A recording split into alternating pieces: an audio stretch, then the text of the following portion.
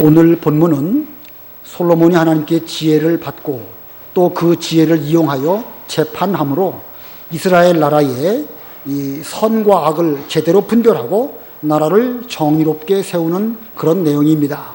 그래서 솔로몬의 지혜로운 재판, 솔로몬의 지혜와 솔로몬의 재판인데 그냥 줄여서 솔로몬의 지혜로운 재판 이렇게 제목을 정했습니다.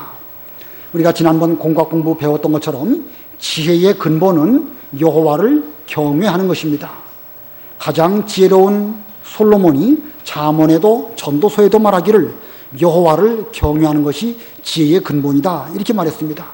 솔로몬도 그 지혜를 어디서 어떻게 받았는가? 솔로몬이 기브온 산당에 가서 하나님을 경외하기 위하여 제사를 드렸는데 그는 제사를 드릴 때에 다윗의 규례대로 제사를 1000번제를 드렸다고 그랬습니다. 규례대로 지키되 정성껏 드렸던 것이죠. 그 아버지 다윗 때부터 하나님께 받은 바 계시대로 철저하게 이 성경 원칙대로 규례를 지키되 단순히 규례만 지킨 것이 아니고 거기에 1000번제로 정성껏 제사를 드렸습니다. 이것이 여호와를 경외하는 이 표준이라고 할 수가 있습니다. 이와 같이 하나님을 경외한 솔로몬에게 하나님께서 꿈에 찾아오셔서 내가 무엇을 줄고 구하라 이렇게 말씀하십니다. 이렇게 말씀하실 때 하나님의 일을 잘하기 위해서 자기는 어린아이와 같고 들어오며 나아가는 것도 제대로 못하는 어린아이인데 하나님께서 솔로몬에게 맡기신 이스라엘 나라는 숫자도 많고 그것들을 일일이 다 헤아리기도 어려울 뿐만 아니라 그 가운데 선을 권장하고 악을 다스리기가 쉽지가 않은 거예요. 그래서 하나님의 나라, 하나님의 일을 잘하기 위해서 자기에게 지혜를 주십시오 이렇게 말씀을 드렸더니 그것이 하나님 보시기에 선했다라고 말하고 있습니다. 자, 어떤 기준으로 볼 때에 솔로몬이 지혜를 구한 것이 선했다는 뜻일까? 두 가지를 놓고 본다고 하면 먼저는 자기를 위해서 구하지 않고 또 욕심으로 구하지 않았습니다. 자기를 위해서 구하지 않고 욕심으로 구하지 않았기 때문에 그가 지혜를 구한 것은 선한 것이고 그는 하나님을 위해서 하나님의 일을 잘하기 위해서 지혜를 구했기 때문에 하나님께서는 솔로몬이 구한 그것을 선하게 보셨습니다. 야고보 4장에 보면 구하여도 얻지 못함은 정욕으로 쓰려고 잘못 구하기 때문이라 그랬습니다.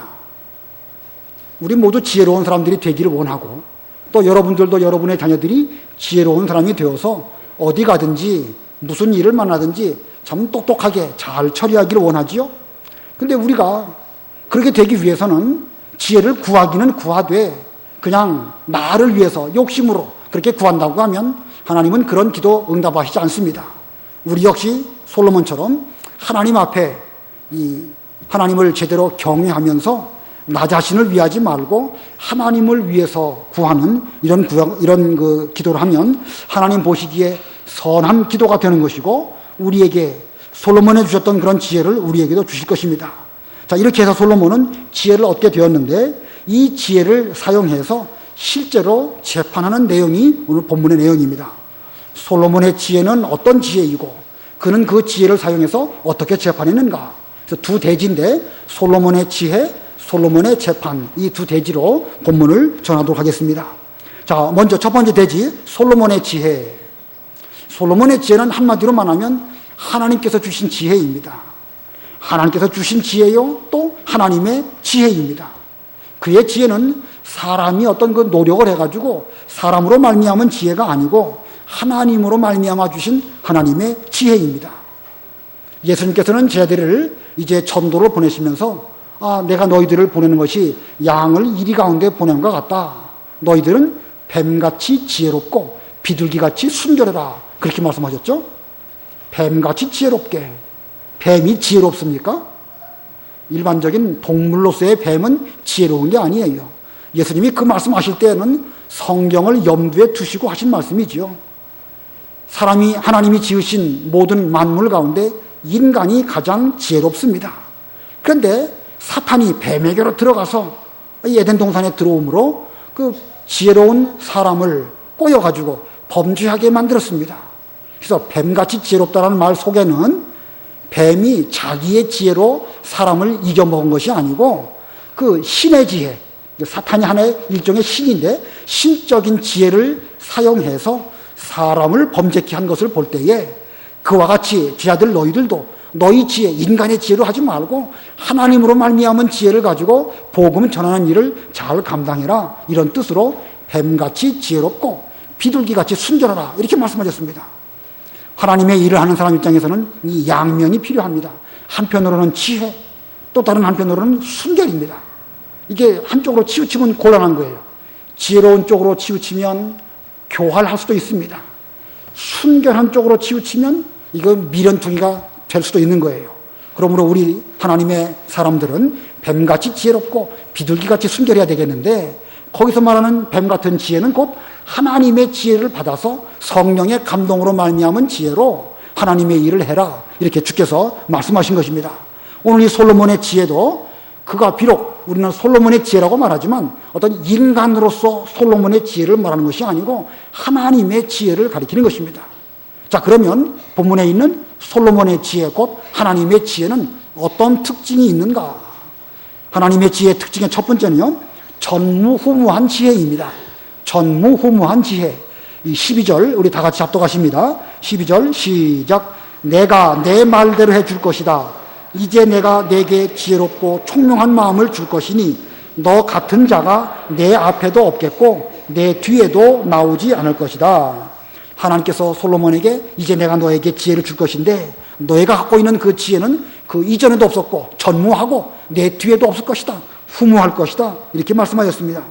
옛날 개혁 성경에는 전무후무한 이렇게 표현했는데 우리 바른 성경에는 좀 길게 풀어서 설명을 했습니다. 아무튼 축약을 해서 이 하나님의 지혜는 전무후무한 지혜입니다.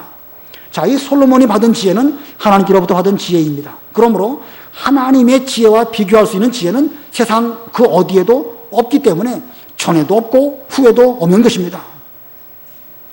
그러나 이 말씀이 무슨 솔로몬 이전에 솔로몬보다 더 똑똑한 사람이 없었다라든가 역사적으로 볼 때에 솔로몬 이후에 솔로몬보다 더 똑똑한 사람이 없을 것이다 이런 의미가 아니고 하나님의 지혜를 갖고 있는 사람은 그 누구보다도 그 지혜로운 사람이 되기 때문에 그 지혜를 이길 만한 지혜는 세상에 전무후무하다 이런 뜻으로 해석하면 올바른 해석입니다.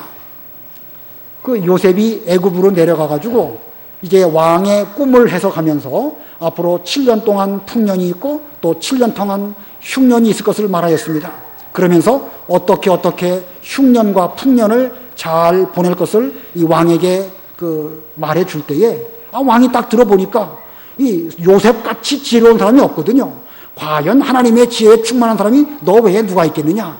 이제 당신이 앞으로 풍년 동안 잘 준비해서 흉년도 이길 수 있도록 그렇게 나라를 다스리는 총리가 되어주시오. 라고 바로 왕이 그렇게 말하지 않았습니까? 그 요셉의 지혜도 하나님의 지혜를 가졌기 때문에 그와 같이 그는 지혜로운 사람이 되었던 것입니다. 다니엘의 지혜도 마찬가지지요. 바벨론 나라에 포로 잡혀가게 되었습니다. 왕의 진미와 포도주로 자신의 몸을 더럽히지 않으려고 철저하게 계명을 지킬 때에 하나님은 그에게 지혜를 주셨는데 10배나 뛰어난 그런 지혜로운 사람이 되었고 단순한 세상적인 지혜가 아니고 하나님의 이상, 몽족, 계시 이런 것들을 아는 신령한 지혜가 또 다니엘에게 있었습니다. 그러므로 다니엘의 지혜, 그 지혜는 학문적인 지혜, IQ가 좋은 똑똑한 이런 지혜가 아니고 하나님의 지혜요, 하나님의 뜻을 아는 그런 지혜인 것입니다. 오늘 본문에 이 솔로몬의 지혜를 이해할 때에도 역사상 솔로몬보다 지혜로운 사람이 없다 이런 뜻이 아니고 하나님의 지혜를 소유한 사람은 그 누구라도 가장 뛰어난 지혜를 가진 사람이다 이렇게 해석을 하는 것이 좀 더 우리에게 현실감이 있는 지혜라 할 것입니다. 이 솔로몬은요 이 지혜를 가지고 여러 가지 일들을 할 때에 과연 지혜로운 사람이다라는 말을 얻었습니다. 열왕기상 4장 29절 30절 읽어보세요. 하나님께서 솔로몬에게 지혜와 총명을 넘치도록 주시고 바닷가의 모래밭처럼 넓은 마음을 주시니 솔로몬의 지혜가 모든 동방 사람들의 지혜와 이집트 사람들의 모든 지혜보다 뛰어났다. 예, 여기 솔로몬의 지혜를 말하고 있는데 솔로몬에게는 지혜와 총명을 넘치도록 주셨을 뿐만 아니라 또 바닷가의 모래처럼 넓은 마음도 주셨다. 자, 여기 넓은 마음의 의미가 좀 있는 그런 표현입니다. 그러므로 솔로몬의 지혜라는 것은 머리가 똑똑한 그런 것만이 아니라 도량이 있고 모든 사람을 다 품을 수 있는 그런 넉넉한 마음, 그런 넓은 마음도 있었다. 이게 진정한 지혜입니다. 그러니까 우리도 성경에서 지혜로운 사람이 되게 해달라고 말할 때에 학교에서 공부 잘하고 뭐 돈 잘 벌고 실력이 있고 그걸 말하는 것이 아니고, 물론 그것도 포함되는 것입니다. 지식이 있어야 되는 것이니까요. 그 지식뿐만 아니라 좀 다른 사람에게 대해서 넉넉하게 베풀 수 있는 그런 마음, 그게 또 진정한 지혜예요. 근데 실제로 우리들은 그런 지혜는 별로 중요치 않게 여기는 그런 성향들이 있어요.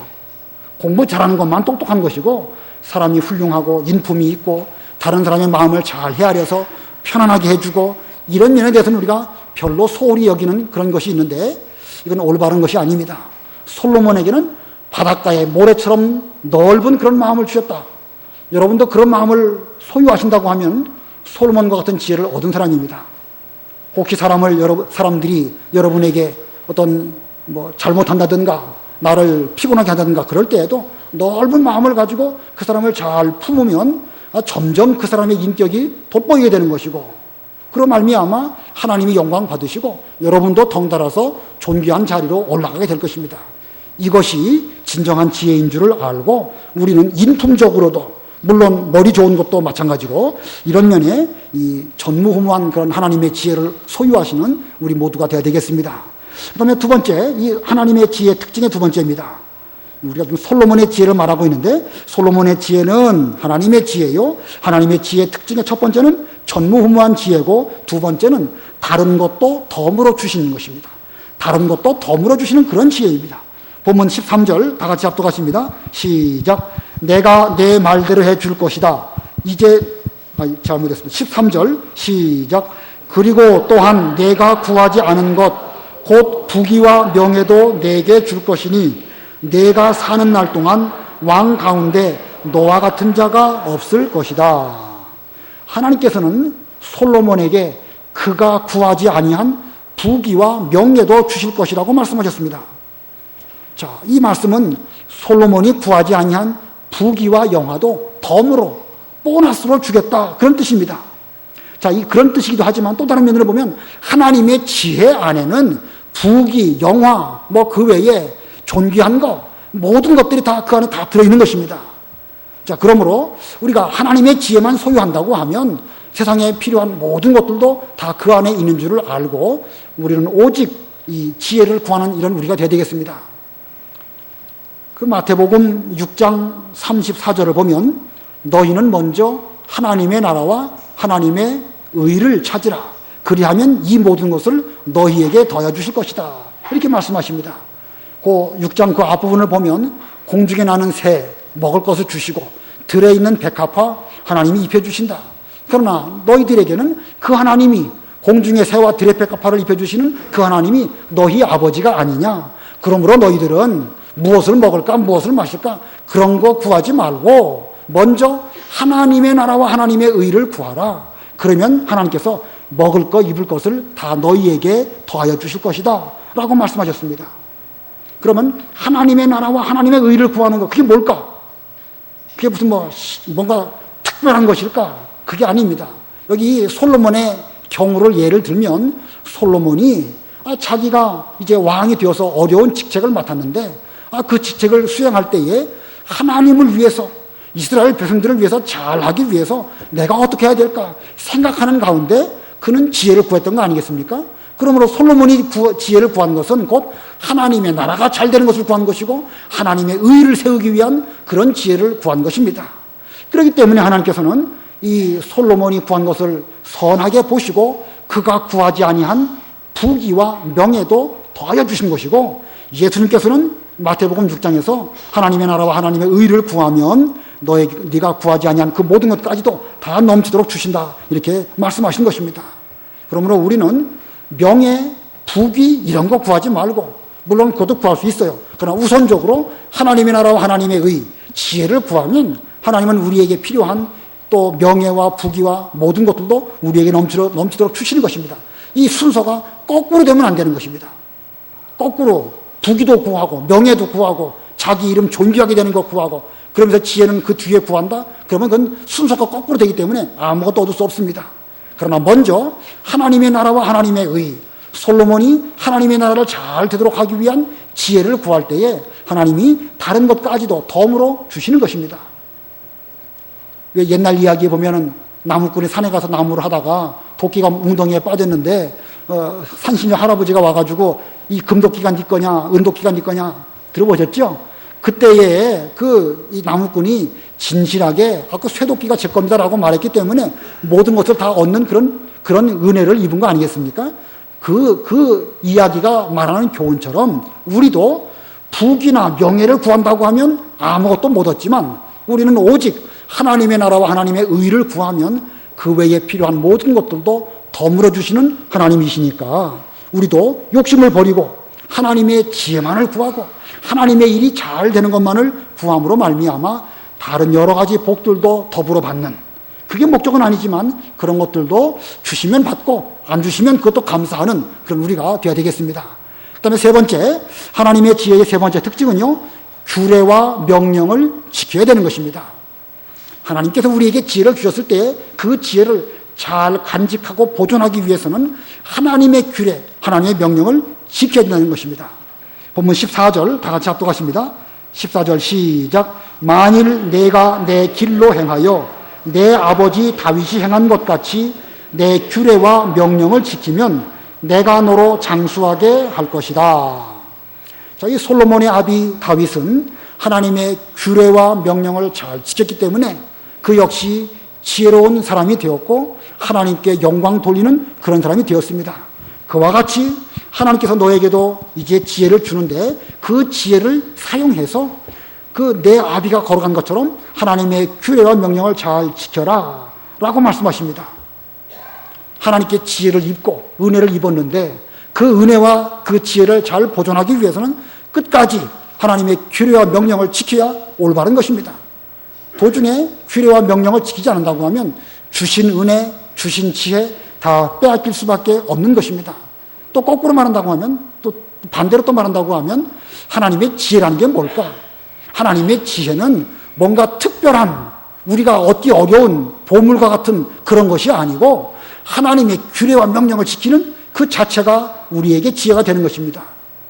그러면 하나님의 규례와 명령이 뭐겠죠? 하나님의 말씀이고 성경 말씀이지요.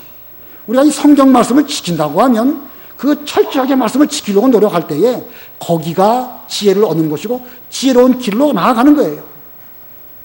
다윗이 그런 길을 걸어갔죠. 사울 왕이 자기를 죽이려고 하지만 무엇이 하나님을 기쁘시게 해드리는 것인가? 하나님은 다윗에게 뭘 요구하시는 것인가? 하나님이 요구하시는 규례와 명령이 무엇일까? 생각해 볼 때에 하나님께서 기름 부으신 하나님의 종을 내가 혹시 죽일 수 있고 내가 혹시 그가 잘못한 것을 어떻게 드러낼 수 있지만 그 일은 하나님이 하실 줄을 믿고 끝까지 사울 왕을 존귀하게 여기고 또 그를 해하지 않는 이런 믿음의 길로 잘 걸어갔습니다. 이게 지혜로운 길을 걸어간 것입니다. 그게 규례와 명령을 잘 지킨 거예요. 그렇기 때문에 다윗은 마침내 왕이 되고 훌륭한 인물로 된 것입니다. 그러나 거꾸로 사울은 그렇지 않지요. 하나님의 규례와 명령 헌 신짝처럼 버렸습니다. 처음에는 겸손했지만 자기 마음에 욕심이 들어오고 욕심이 들어온 가운데서 다윗을 보니까 이 다윗이 백성들의 마음을 많이 얻거든요. 그래서 앞으로 다윗이 얻을 것이 왕 보좌 외에 또 무엇이 있겠느냐? 저 다윗을 그냥 두었다가는 내 왕 자리만 위태하게 될 것이다 라고 엉뚱하게 생각을 하고 다윗을 죽이려는 이런 길을 걸어가다가 그는 점점 어두움 가운데 들어가고 자기가 어두움 속에서 헤매는지도 모르다가 결국 망하는 길로 걸어갔습니다. 신접한 여인을 찾고 우상 숭배하는 그런 어리석은 길을 걸어간 것입니다. 그러므로 우리는 이 시간에 지혜라는 것이 무슨 특별히 기도해서 신기한 것을 하나님에게로부터 받는 그런 뭔가 새로운 것이 아니고 이미 우리가 잘 알고 있는 성경 말씀, 규례와 명령을 철저하게 잘 지키는 것, 그것이야말로 그 하나님께 지혜를 받는 것이고 또 계속해서 말씀을 잘 지킬 때에 우리에게 주신 은혜와 지혜를 보존하게 되는 것입니다. 그 로마서 11장 33절에 보면 깊도다 하나님의 지혜와 지식에 부요하며 그의 판단은 측량치 못할 것이며 그의 길은 찾지 못할 것이다 라고 말하고 있습니다. 하나님의 지혜와 지식의 부요함은 인간의 잣대로 감히 판단할 수 없습니다. 그러므로 여러분의 생각에 꼭 이렇게 말씀을 지켜야 될까? 꼭 이렇게 규례를 지켜야 뭔가 살 길이 열릴까? 이런 생각이 든다 할지라도 그런 생각하지 말고 우리는 무조건 다른 거에 대해서는 무조건이 없죠. 그러나 성경 말씀에 대해서는 무조건 그 말씀을 지킬 때에 지금 현재는 억울한 것처럼 보여도 반드시 살 길이 열릴 것입니다. 아무쪼록 우리도 지혜로운 사람이 되려면 철저하게 말씀을 지켜야 되는 것입니다. 다니엘이 바벨론에 가가지고 자기 몸 더럽히지 않으려고 그 왕의 진미 포도주 안 먹었는데 다른 사람이 볼 때는요, 그게 얼마나 바보 같은 짓입니까? 그까지 음식 좀 먹었다고 해서 무슨 병이 걸리겠습니까? 무슨 독약이 들어있겠습니까? 그러나 다니엘은 그렇게 생각하지 않았습니다. 하나님의 규례와 명령을 지킬 때에 내 몸이 순결하게 되고 순결할 때에 성령께서 내게 지혜를 주셔서 하나님의 지혜를 내가 얻을 수 있다. 물론 그가 그 목표로 한 건 아니에요. 다니엘은 철저하게 계명과 규례, 명령을 지키려고 노력할 때에 하나님께서 그에게 10배나 넘는 지혜, 하나님의 지혜를 그에게 주신 것입니다. 자, 그러므로 우리도 이렇게 이 하나님의 명령과 규례를 잘 지켜야 되는데 솔로몬이 끝까지 이 하나님의 명령과 규례를 잘 지켰나요? 여러분 열왕기상 다 읽어보셨죠? 솔로몬이 끝까지 하나님의 명령을 잘 지켰는가? 아마 이 솔로몬 왕상을 잘 읽어가다 보면 안 그런 것을 배우게 되는 것입니다. 만일 우리가 솔로몬보다 더 지혜로운 사람이 되려고 한다고 하면 우리는 철저하게 하나님의 말씀을 지켜야 되는 것입니다. 우리가 이 말씀을 더 잘 지킨다고 하면 솔로몬보다 더 지혜로운 사람이 될 수도 있습니다. 제가 말하는 뜻은 아까 말한 전무후무한 지혜, 하나님의 지혜를 이길 수 있다는 그런 뜻이 아니고 인간 솔로몬보다 우리가 계명을 철저하게 지킨다고 하면 우리는 그보다 더 지혜로운 사람이 될 수도 있다는 것을 이제 말씀을 드리는 것입니다. 성경 한번 보겠습니다. 마태복음 12장 42절. 마태복음 12장 42절. 심판 때에 남방 여왕이 이 세대와 함께 일어나서 이 세대를 정죄할 것이니 그 여자가 솔로몬의 지혜를 들으려고 땅 끝에서 왔기 때문이다. 보아라, 솔로몬보다 더 큰 이가 여기 있다. 예, 솔로몬보다 더 큰 이가 예수님이시라고 예수님께서 직접 말씀해 주셨습니다. 솔로몬의 지혜를 듣기 위해서 남방 여왕이 멀리서부터 많은 예물을 가지고 솔로몬에게 와서 솔로몬을 만나고 그와 대화를 해보니까 과연 솔로몬은 하나님의 지혜가 충만한 이런 사람이다 깨닫고 그는 돌아갔습니다. 자, 그 남방 여왕도 지혜로운 여인이지요. 그런데 그 남방 여왕이 멀리서부터 솔로몬의 지혜를 보기 위해서 왔는데 예수님 당대의 사람들은 예수님에게로부터 지혜를 얻으려고 오지 않았습니다. 그래서 심판 때에 이게 그 남방 여왕이 일어나서 이 예수님의 지혜를 무시한 당대의 사람들을 정죄하면서 너희들은 왜 예수님의 지혜를 받아들이지 아니하고 어리석은 길을 걸어갔느냐라고 책망할 것이다 라고 주님이 말씀하시면서 그런데 그 솔로몬보다 더 지혜로운 사람이 바로 예수님이신데 너희들은 이 인자이신 예수님을 그 지혜를 크게 여기지 않았다 이렇게 말씀하고 있습니다. 자, 솔로몬보다 더 위대하신 지혜가 예수님에게 있고 우리가 예수님을 잘 믿고 우리에게 주신 규례와 명령을 잘 지킨다고 하면 더 큰 지혜를 우리도 솔로몬보다 얻을 수 있다는 것이죠. 제가 무슨 여러분이 솔로몬보다 무슨 계량적으로 더 지혜롭고 더 똑똑하다 이걸 말하는 것이 아니라 논리적으로 볼 때에 우리가 예수님을 제대로만 믿는다고 하면 우리는 얼마든지 솔로몬 이상으로 지혜로운 사람이 될 수가 있다는 것입니다. 아무쪼록 여러분들이 믿음을 잘 지키는 것, 성경 말씀대로 순종하는 것, 이것이 가장 지혜로운 것인 줄을 깨닫고 철저하게 말씀을 지키심으로 솔로몬보다 더 지혜로운 그런 은혜와 복을 받으시기를 바랍니다. 그 다음에 15절 다 같이 합독하십니다. 시작. 솔로몬이 깨어보니 꿈이었다. 그가 예루살렘으로 돌아와 주님의 언약궤 앞에 서서 번제와 화목제를 드리고 또 그의 모든 신하들을 위해 잔치를 베풀었다. 자, 이 솔로몬이 기브온 산당에서 하나님께 일천 번제를 드리고 그 산당에서 잠이 들었을 때에 꿈에 하나님이 찾아오셔서 나에게 구하라 말씀하실 때에 지혜를 구하고 그리고 지혜를 주실 것을 하나님께서 말씀하시고 그리고 그는 돌아왔습니다. 그가 돌아왔을 때에 아마 큰 은혜와 기쁨을 느꼈을 것입니다. 하나님은 과연 살아계신데 내가 그 하나님을 어떻게 섬겨야 될 것인가? 지금은 산당에 가서 내가 제사를 드렸지만 과연 하나님은 이 말씀을 지키는 언약궤와 함께 하시는 하나님이시구나. 그가 깨달았기 때문에 솔로몬이 예루살렘으로 돌아와서 주님의 언약궤 앞에 서서 번제와 화목제를 드렸다는 거예요. 자, 솔로몬이 상당한 지혜를 얻었지요. 하나님을 똑바로 섬기는 것이 무엇인지, 하나님을 경외할 때에 지혜를 얻게 되는데 하나님을 제대로 경외하는 것이 무엇인지 그는 조금 더 지혜가 발전하게 되었고, 그래서 언약궤 앞에 서서 번제와 화목제를 드렸고 그 기쁨을 주변의 모든 사람들과 함께 나누기 위하여 잔치를 베풀었던 것입니다. 자, 그 다음에 두 번째 대지로 솔로몬의 재판입니다. 솔로몬의 재판, 솔로몬에게 주신 지혜를 사용하여 실제로 재판을 한 그런 기록, 그러므로 이 말은 실화라고 할 수 있겠죠. 솔로몬이 그 두 여인 사이에서 재판을 한 내용 여러분들은 다 잘 아실 것입니다. 내용이 그렇게 어렵지 않은데 간단하게 말씀을 전하도록 하겠습니다. 여기 두 창기가 있습니다. 두 창기가 다투지요. 이 두 창기는 한 집에 살고 있었습니다. 그러고 보면 아주 가까운 사이로 보여집니다. 근데 거의 비슷한 시기에 3일 간격으로 둘 다 아기를 낳았는데 본문을 잘 보면 아이라고도 했고 또는 아들이라고도 했습니다. 그러고 보면 이 두 창기는 각각 아들을 낳았습니다.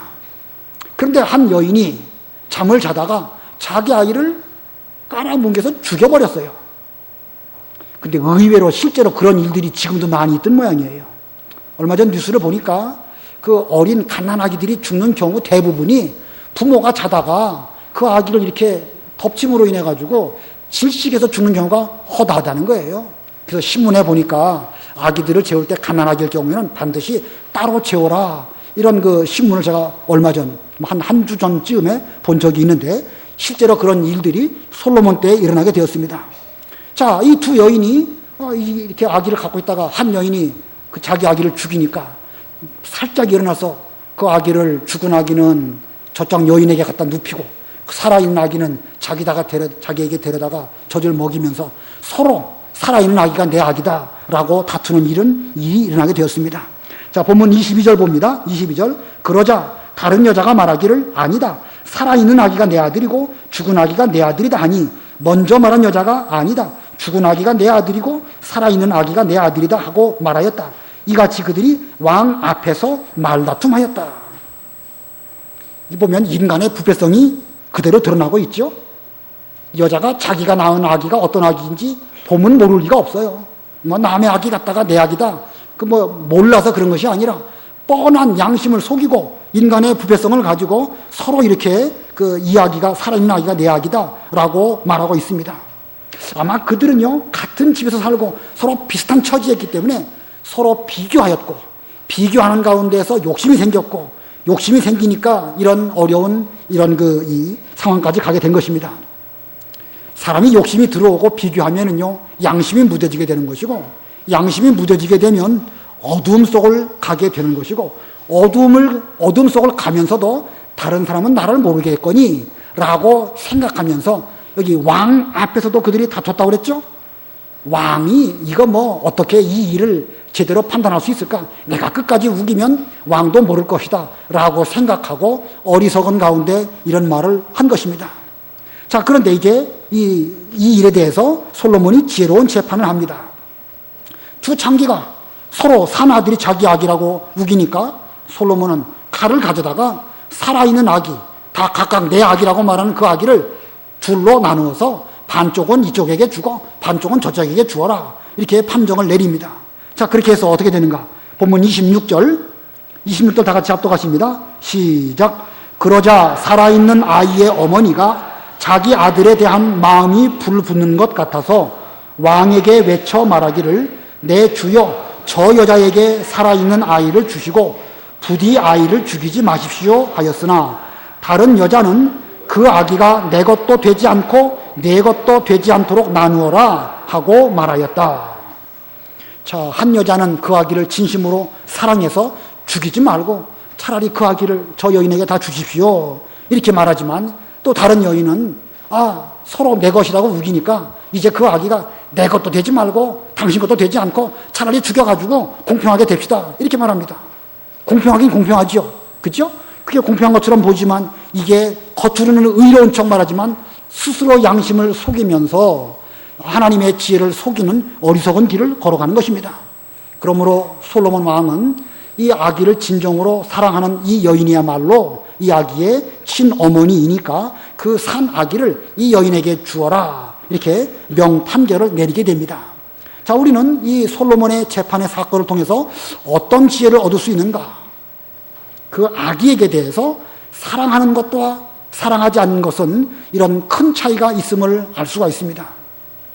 서로 내 것이라고 우기고 양심을 속이고 말하지만 그런 가운데서 사람은 쉽게 이게 누구의 말이 옳은지 분간하기가 어렵지만 사랑하느냐 사랑하지 않느냐 하는 것은 엄청난 차이가 있는 것이고 사랑은 생명을 살리는 길로 걸어가는 것이지만 사랑이 없으면 결국은 죽이는 그런 길로 걸어간다는 것입니다.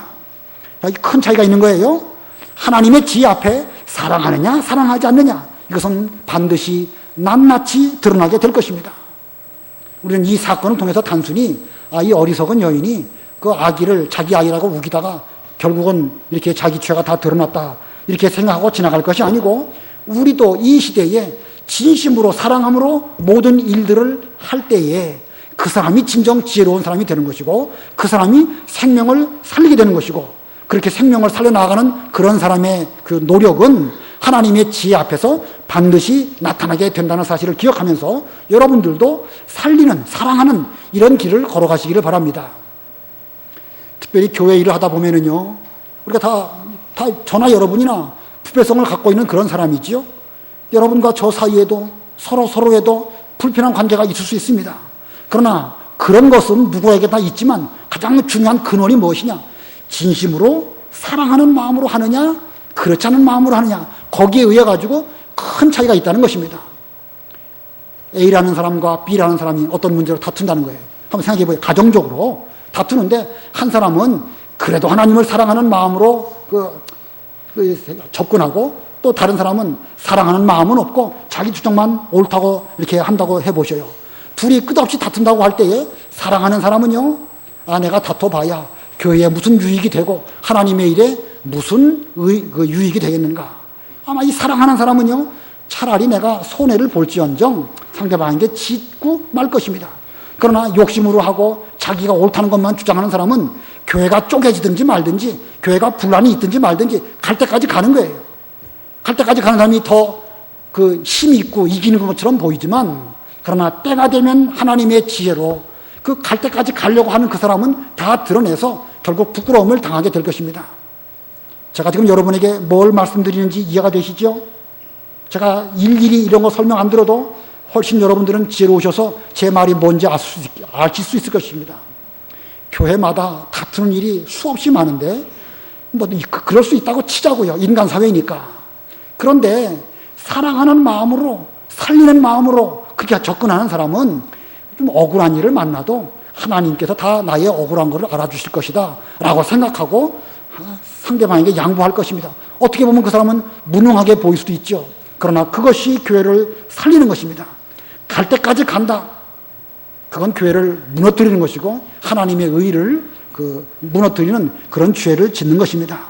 좀 막연하게 설명을 드렸지만 여러분들은 제 말의 뜻이 무엇인지를 잘 아시고 혹시 교회에 여러분과 여러분 서로 사이에 어떤 어려움이 있을 때에 사랑하는 마음으로 살리는 심정으로 어떤 일들을 잘 감당하셔서 진정으로 지혜 있는 여러분들이 되시기를 바라고 또 여러분의 그런 모습들이 하나님의 지혜 앞에 낱낱이 드러날 때에 그렇게 양보한 사람이 훨씬 은혜로운 사람이라는 것을 나타나게 될 것입니다. 자, 마지막 28절 보겠습니다. 28절 다 같이 합독하십니다. 시작. 왕이 판결한 판결을 듣고 온 이스라엘이 왕을 두려워하였으니 왕이 정의를 행할 때 하나님의 지혜가 그 안에 있는 것을 보았기 때문이다. 하나님께로부터 받은 하나님의 지혜를 솔로몬이 잘 사용해서 올바른 판결을 하고 정의를 세웠습니다. 그랬더니 이스라엘 나라에 불의는 점점 없어지고 양심 쓰지 않은 사람들은 점점 사라지고 모든 사람들이 주님의 규례와 명령을 지키는 그런 좋은 나라가 되었다. 자, 우리도 이렇게 이런 지혜를 가지고 이 하나님 아버지 앞에서 우리가 이 올바른 정의를 세워나가는 그런 교회가 되어지므로 하나님의 교회가 더욱 든든히 세워져 나가는 우리 상대원 교회 되기를 바랍니다. 기도하겠습니다.